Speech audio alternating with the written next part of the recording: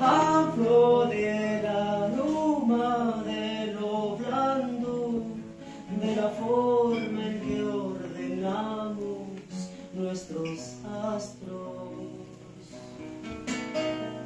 del pisar sin rastro que carcoma, de pulimentar el rapto de las olas.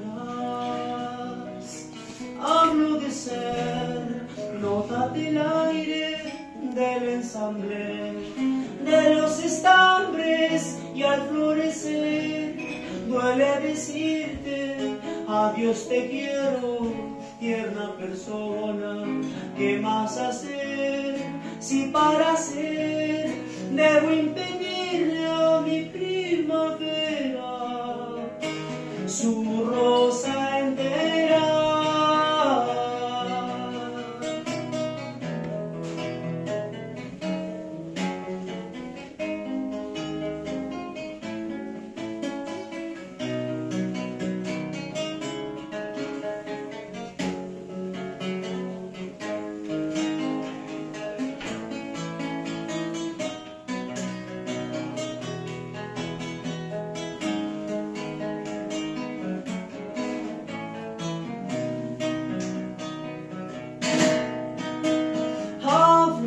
Esta broma de ir amando bajo la horma que nos doma con sus bandos,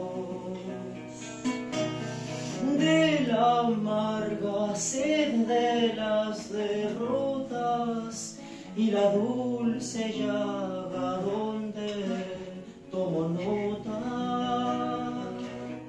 Hablo de ser hebra del aire, del ensamble, de los estambres, y al florecer duele decirte adiós te quiero, tierna persona.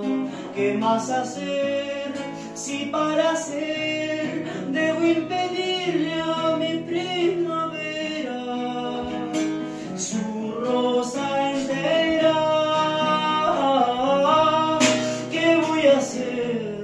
He de callarme para saber, no voy a amarte, ¿qué puedo hacer? Tengo que irme, que ya me quema, tierna persona. ¿Qué voy a hacer si no correr para no herirte y que no me hieras, mi primavera?